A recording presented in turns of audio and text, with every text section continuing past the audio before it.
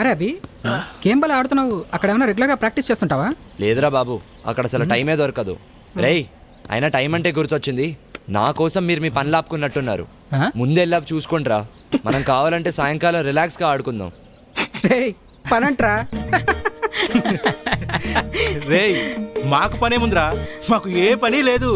అదేంట్రా పని లేకపోవడం ఏంటి? లేకపోతే మాకు పని చేయాల్సిన అవసరం ఉందిరా. ఏంటి అర్థం కావట్లేదా? అయితే చెప్తా విను. మాకిక్కడ పుట్టినప్పటి నుంచి చచ్చేంత వరకు అన్ని ఫ్రీ. అమ్మ వాళ్ళలోంచి మొదలు పెడితే బడి వరకు, మళ్ళీ బడి నుంచి మా అందరి సుడి తిరిగే వరకు. అదే నువ్వు రైతు అనుకో, విత్తనాల దగ్గర నుంచి కరెంటు నీరు. అదే అమ్మాయి అనుకో, ఆడపడిచి కట్టిన దగ్గర నుంచి పెళ్లి వరకు. ఇక వృద్ధులకు ఎలాగూ పెన్షన్ ఇస్తాం. ఇవి కాకుండా కులాల వారీగా మాకు రకరకాల బెనిఫిట్స్. ఇన్ని పెట్టుకొని ఇంకా మాకు నీలా కష్టపడాల్సిన అవసరమే ఉందిరా. అసలు మాకొచ్చే డబ్బులతో మా ఖర్చులన్నీ పోను. వారానికో బీరు, 2 వారానికో సినిమా, చాలు హ్యాపీగా బతికేస్తాం. ఇంతకు మించి ఇంకేం కావాలరా? అంటే ఇలానే ఉండిపోతారా? మరి ఇంకేం చేయాలరా? నేనా ఇంటర్మీడియట్ ఫెయిల్. బతకడానికి డిగ్రీయే కావాలంటే ఈ భూమి మీద పుట్టే అందరూ అమ్మ కడుపులోంచే డిగ్రీ సర్టిఫికేట్తో పుట్టాలరా. డిగ్రీయే ఉద్యోగానికి ప్రామాణికం అంటే అసలు ఇప్పుడు చదివే చదువులకి, చేసే ఉద్యోగాలకి ఏమన్నా సంబంధం ఉందారా చెప్పు? రేయ్, ప్రతిదీ ప్రభుత్వం చూసుకోవాలంటే ఎలా? మీరు కూడా ఏదైనా వేరే సోర్స్ చూసుకోవాలి కదా. వీడికి డిగ్రీ అయి 3 సంవత్సరాలు అయింది, ఇప్పటికి ఉద్యోగం లేదు. ఏం చెయ్యాలి? అందరికీ నీకు దొరికినంత ఈజీ లైఫ్ దొరకదురా. అక్కడ హీట్ ఎక్కిందని ఇక్కడికి వచ్చి కూర్చుంటే ఇక్కడ హీట్ ఎక్కించారు కదరా. రేయ్, ఎండ తగ్గింది, పదా ఆడుకుందాం. పదరా. ఊరే నువ్వు ఎక్కువ ఆలోచించుతారా రే. రా ఆయన మన కాలే ఎక్కడ ఉన్నారా? ఇంత బిజీగా ఉంటే. నువ్వు వాడికి పదరా, ఇంకేం ఆడండి. తిప్పిపోయింది. రే, ఆడు. వస్తుంది చూడు. రాదురా, వస్తుందిరా. రాదు. ఏంటన్నా, ఏం వస్తుంది ఏం రాదు? ఏం లేదు రాబి, ఇంకో నిమిషంలో ఆ కొమ్మ మీదకి కాకి వస్తుందని నేను, రాదని వీడు 10 రూపాయలు betting కాసావరా.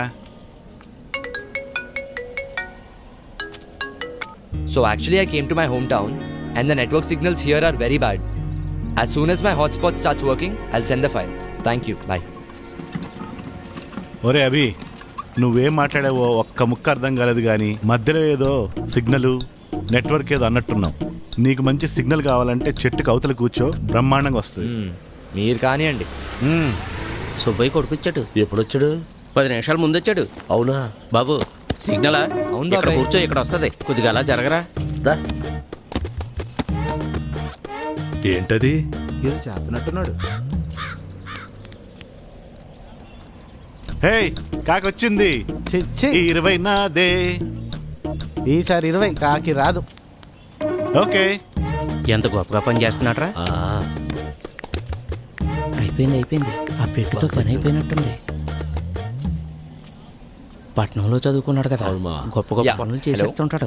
Yeah, so I sent across the file. Please check it. Yeah, okay. Thank you. Bye.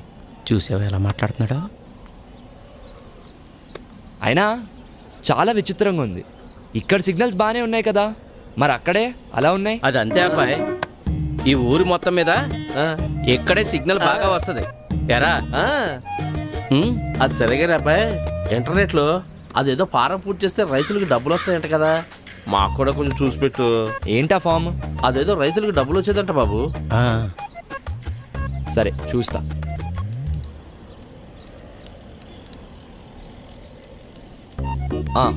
దొరికింది. నీ వివరాలు చెప్పు. అంటే నీ ఇల్లు, పేరు, ఊరు. చెప్పు. మేడిశెట్టి సత్యబాబు, సత్యబాబు, వయసు 45, 45, ఊరు సీతారాంపురం. సీతారాంపురం. నీ ఫోన్ నంబర్ చెప్పు. Phone number 92 91 29 22 62. నీ ఫోన్కి ఓటీపీ వచ్చినట్టుంది చూడు. అంటే నీ ఫోన్ ఇవ్వు. ఫోన్ అంట ఇవ్వు.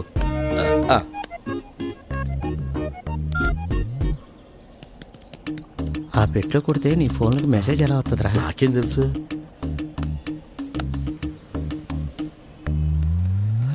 అయిపోయింది మామ, ఇంకో 4 రోజుల్లో నీ డబ్బు నీకు వస్తుంది. అవునా? అమ్మయ్యా. అమ్మయ్య. అర్థమైందిలే. మీ ఫామ్స్ కూడా నింపుతాను, ఆగండి. బాబు, ఇలాంటివి కాకుండా డబ్బులు వచ్చే ఇంకా వేరే ఏమైనా ఉన్నాయా? అలా చూడలేము. మీకేం కావాలో చెప్తే చూడొచ్చు. గవర్నమెంట్ ఇచ్చేది ఇంత, అందులో మన రాజకీయ నాయకులు మాకు ఇంతే ఇస్తున్నారు. మిగతాదంతా వాళ్ళ జేబుల్లోనే వేసుకుంటున్నారు. అందులో నుంచి మాకు ఏదన్నా వచ్చేది ఉందా బాబు? అదేంటి బాబాయ్, ప్రభుత్వం ఇప్పటికే మీకు చాలా ఫ్రీగా ఇస్తుంది. అది కరెక్ట్ కాదని నేను అనుకుంటూ ఉంటే ఇంకా కావాలంటారేంటి? అయినా అలాంటివి ఏమి ఉండవు బాబాయ్. ఒకసారి చూడు బాబు. ఒరే నీకెంత ఇచ్చినా సరిపోదు కదరా.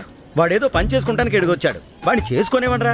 మీకు ఇవన్నీ చేయాలంటే ప్రభుత్వ ఆఫీసులు ఉన్నాయి, అక్కడికి వెళ్ళి చేయించుకోండి. ఇప్పుడు అక్కడ వాడిని కాస్త పెట్టేస్తా పని చేసుకునేవనరా. చూడు. 30 వెళ్ళండి. పెట్టు. రేయ్, వెళ్ళండిరా ఇక్కడి నుంచి. మీరు మీ కాయకాలను వెళ్తున్నాను. రే మీకు ప్రత్యేకించి చెప్పాలా, మీరు కూడా వెళ్ళండి. ఆ, ఏంటి పెద్దనాన్న ఇది? వాళ్ళంతా అలా మాట్లాడుతున్నారు. ఫ్రీ పథకాలపై ఇంతలా ఆధారపడిపోయి ఉన్నారు. అవి సరిపోక ఇంకా ఏమైనా ఉంటే చూడమని అడుగుతున్నారు. అవునరా, అది వాళ్ళ హక్కు, అడుగుతారు. తప్పేంటి? రాజు ఇస్తున్నప్పుడు ప్రజలు తీసుకోవాలి. కాదు లేదంటే ఇచ్చేవాడికి రేపు మూడుంటుందో లేదో. అలా కాదు, ఇలా జరిగే ప్రాసెస్లో వీళ్ళంతా ఎంత పెద్ద సోమరిపోతులు అవుతున్నారో నువ్వు గమనించావా? ఇప్పుడు అవడం ఏంటి, ఎప్పుడో అయ్యారుగా. నువ్వు ఇప్పుడే వచ్చావుగా, పోను పోను నీకే అర్థం అవుతుందిలే. పద ఇంటికి వెళ్దాం. మీ వదిన నీకోసం స్పెషల్స్ తయారు చేసిందట. ఆ, సరే పద. దా.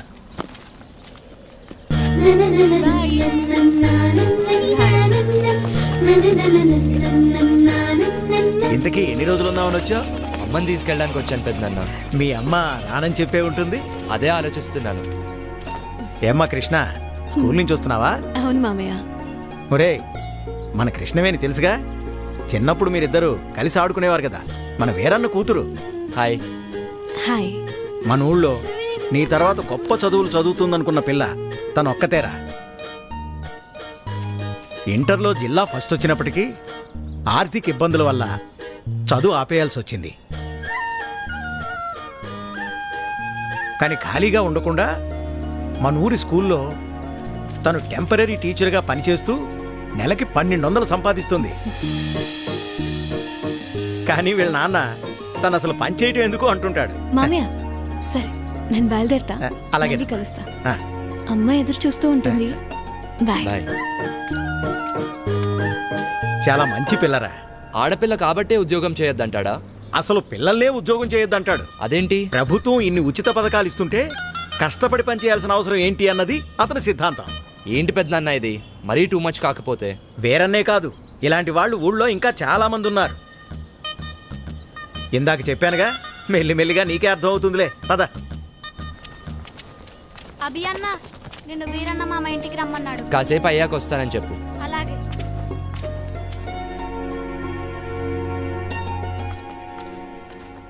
ఉద్యోగం ఎందుకంటే నా మాట వినవు కదా. నువ్వు మీ అన్నలో నా మాటకు విలువ ఇవ్వడం లేదు.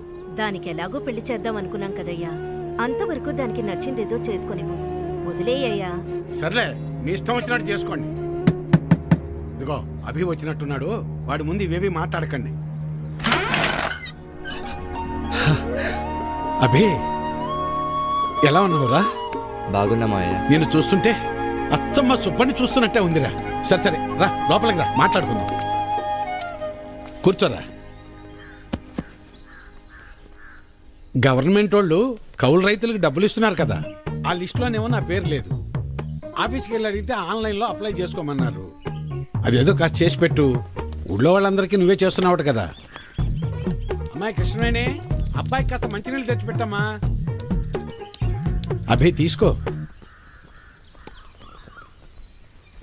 మా అమ్మాయి ఇంటర్ పూర్తి చేసింది, స్కూల్లో టీచర్గా పనిచేస్తోంది. తెలుసు, ఇందాకే కలిసాం, మాట్లాడాం. తన జాబ్ చేయడం మీకు ఇష్టం లేదుగా. దీన్ని పెళ్లి చేసేస్తే నా బరువు తీరిపోద్ది, అదే పని మీద ఉన్నాను.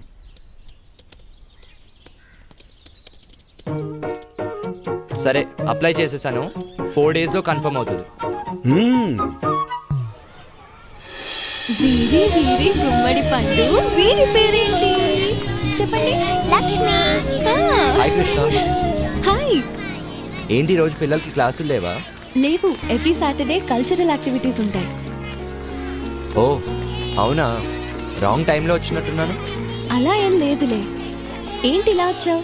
ఏం లేదు, అలా ఊర్లో తిరుగుతుంటే స్కూల్ కనిపించింది, వచ్చేసాను. అయినా వీరన్న మామ ఎందుకు ఇలా మారాడు?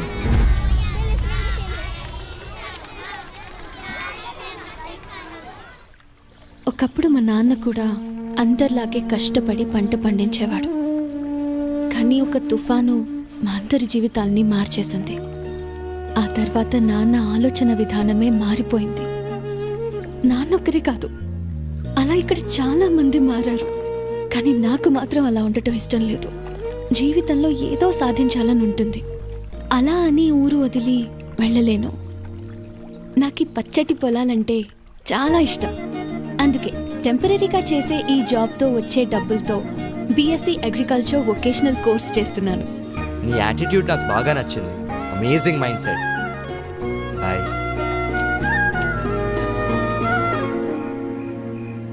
హలో ఏంట్రా ఏంటి సంగతులు? రే అనిల్, మరీ టూ మచ్ రా బాబు. ఇక్కడ చాలా మంది గవర్నమెంట్ మీదే ఆధారపడి బ్రతుకుతున్నారు. ఇక మన ఫ్రెండ్స్ అయితే అసలు మాకు పని చేయాల్సిన అవసరం ఏంట్రా అంటున్నారు. చెప్పాను కదరా మనోళ్ళు బేవర్సగాళ్ళని. కొందరైతే కాకులు వస్తాయా లేదా అని బెట్టింగ్లు వేసుకుంటున్నారు. ఇంకొందరు ఉన్న పథకాలు సరిపోలేదని ఇంకా ఏమైనా దొరుకుతాయా అని వెతకమంటున్నారు. టూ మచ్ కదరా. అది వాళ్ళ తప్పు కాదురా, మన ప్రభుత్వాలు వాళ్ళని అలా తయారు చేశాయి. కరెక్టే, కానీ వాళ్ళు కూడా కాస్త ఆలోచించుకోవాలి కదరా. దానివల్ల మనకే నష్టమని. అంత ఆలోచించే జ్ఞానాన్ని కూడా మన నాయకులు మనకు పంచర్రా. ఎందుకంటే ఎక్కడ మనం వాళ్ళని నిలదీస్తామో అని వాళ్ళ భయం. మరి ఇలాగే ఉంటే ఎలారా? రేయ్, దీనికే ఇలా అనుకుంటే కొన్ని రోజుల తర్వాత మన ఊర్లో ఎంపీటీసీ ఎలక్షన్స్, అప్పుడు అస్సల పండగ మొదలైద్ది. ఎలక్షన్స్ వస్తే పండగ ఏంట్రా? మరి మన దేశంలో కుల మత ప్రాంతీయ అభిప్రాయ భేదాలు లేకుండా జరుపుకునే ఏకైక పండగ ఎన్నికల పండగరా. క్రిస్మస్ కి శాంటా క్లాస్ ఫ్రీ గిఫ్ట్స్ పంచినట్లు ఎన్నికల ముందు మనకు కూడా మన నాయకులు ఫ్రీ గిఫ్ట్స్ ఆఫర్ చేసే రోజులు రావి. చూస్తావుగా, నీకే అర్థమవుతుందిలే. హలో హలో రేయ్, లైన్లో ఉన్నావా? హలో. ఏమైందిరా? కానీ వీళ్ళందరి మధ్యలో ఒక్క అమ్మాయి మాత్రం చాలా మెచ్యూర్డ్గా ఆలోచిస్తుంది. ఎవరు? మన కృష్ణరా, వీరన్న మామ కూతురు. ఓ తనా? తను మాత్రం లైఫ్లో ఏదో సాధించాలని తండ్రి వద్దంటున్నా కూడా పాసిబిలిటీస్ వెతుక్కుంటూ టీచర్గా జాబ్ చేస్తూ వచ్చే డబ్బులతో బీఎస్సీ అగ్రికల్చరల్ వొకేషనల్ కోర్స్ చేస్తుందిరా. నాకు తను బాగా నచ్చేసిందిరా. ఏంట్రా కొంపదీస్ లవ్వా? అలా ఏం కాదురా, but she is something special. I like her. ఓ ఇప్పుడు లైక్ అంటావు, తర్వాత లవ్ అంటావు. అచ్చయ్ నోర్మై, ఫోన్ పెట్టు. రేయ్ చల్లో, బయట ఏం చేస్తున్నావు? ఏం లేదన్నా, ఫ్రెండ్తో ఫోన్ మాట్లాడుతున్నా. సర్లే వెళ్ళి పడుకో. సరే, నువ్వు కూడా వెళ్ళి పడుకో.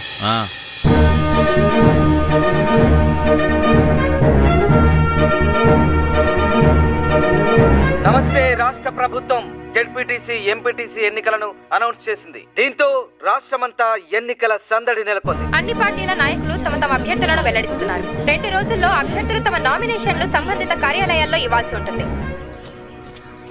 ఏంటి వేరన్నా అంత కంగారుగా వెళ్తున్నా? ఎంపీటీసీ ఎలక్షన్లు వచ్చాయి కదా, సీట్ ఎవరికి ఇస్తున్నారో తెలుసుకుందామని వెళ్తున్నా. పొలానికి గట్టి అట్టాడితో మాలాంటి వాళ్ళకు ఓటు అట్టాడితే కదయ్యా. అసలు 7 ఓట్లు ఉన్నాయ్యా. రేపు జరగబోయే ఎంపీటీసీ ఎలక్షన్స్ లో ఎవరెవరు ఎంత పెడతారో చెప్తే సీట్ ఎవరికి ఇవ్వాలో డిసైడ్ చేస్తా. అన్నా నేనేం పెట్టలేను కానీ సీటు మాత్రం నాకే కావాలా. 25 సంవత్సరాల నుంచి ఇదే పార్టీలో ఉన్నానన్నా. అన్నా ఇవేం కాదు గానీ నేను 30 లక్షలు ఖర్చు పెడతానన్నా. ఎన్నికల ఖర్చులు కూడా మొత్తం నేనే చూసుకుంటా. సీటు మాత్రం నాకే కావాలి. అవును గానీ నీకు అంత డబ్బు ఎక్కడిది? డబ్బున్న ఎన్ఆర్ఐ అల్లుడు నా వెనుకున్నాడన్నా. సీటు మాత్రం నాకే కావాలన్నా. నువ్వు ఆగవయ్యా. ఎవడెక్కువ డబ్బు పెడితే వాడికే సీటు. అది మన పార్టీ సిద్ధాంతం. దానికి మన అందరం కట్టుబడి ఉండాలి. ఈయన్నే ఎంపీటీసీగా నిలబెడుతున్నాం, మీరందరూ సపోర్ట్ చేయాలి.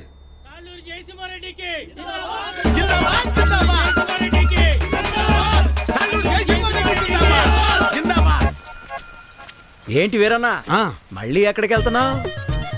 ఈ పార్టీ వాళ్ళు తాళ్ళూరు జయసింహారెడ్డికి టికెట్ ఇచ్చారు. ఆడు 30 లక్షలు ఖర్చు పెడతాడంట. అవతల పార్టీ వాళ్ళు ఎవరికి సీట్ ఎత్తున్నారో తెలుసుకోవాలయ్యా. కర్మభూమిలో కర్మ కట్టుబడి ఉండాలి కదా. మన కట్టుబడి ఇదే కదా. అసలు 7 ఓట్లు ఉండయ్యా. అసెంబ్లీలో సీట్స్ కి లిమిట్ ఉంటుంది, తిరుపతిలో దర్శనానికి లిమిట్ ఉంటుంది. ఏ లిమిట్ లేకుండా డబ్బులు ఖర్చు పెట్టేవాడికే ఎలక్షన్లో సీట్ ఉంటుంది. అది వీటన్నిటికంటే ముఖ్యమైనది నా దగ్గర ఉందన్నా. 40 లక్షల డబ్బు ఉందన్నా. ఓటుకి నోటే కదన్నా బలం. నీకే సీట్ ఇస్తున్నాం, మీరందరూ సపోర్ట్ చేయాలి. జిందాబాద్ రవీంద్ర నాయుడు. జిందాబాద్ జిందాబాద్ రవీంద్ర నాయుడు. జిందాబాద్ జిందాబాద్ జిందాబాద్. అబ్బబ్బబ్బబ్బబ్బా, ఏం భాగ్యం పెద్ద ఆయన, ఏం భాగ్యం. రెండు పార్టీల వాళ్ళు డబ్బులు బాగా ఖర్చు పెట్టే వాళ్ళకే సీట్లు ఇచ్చారు. చిట్టి దగ్గర అప్పు అడగడానికి వెళ్తున్నా. 4 రోజుల్లో ఎలాగో వీళ్ళు ఇచ్చే డబ్బులు వచ్చేస్తాయి కదా, ఆనందంగా అప్పు చేయొచ్చు. 7 ఓట్లు, పాత 6, కొత్తది 1.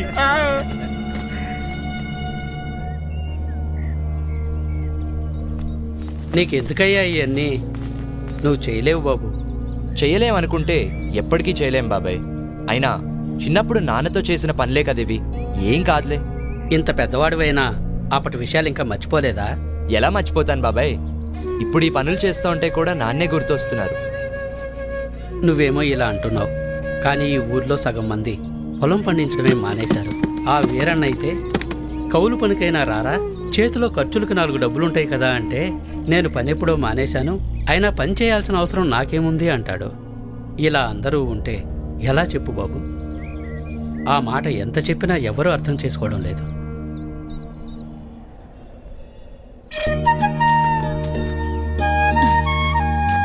అభి, ఇక్కడున్నావా?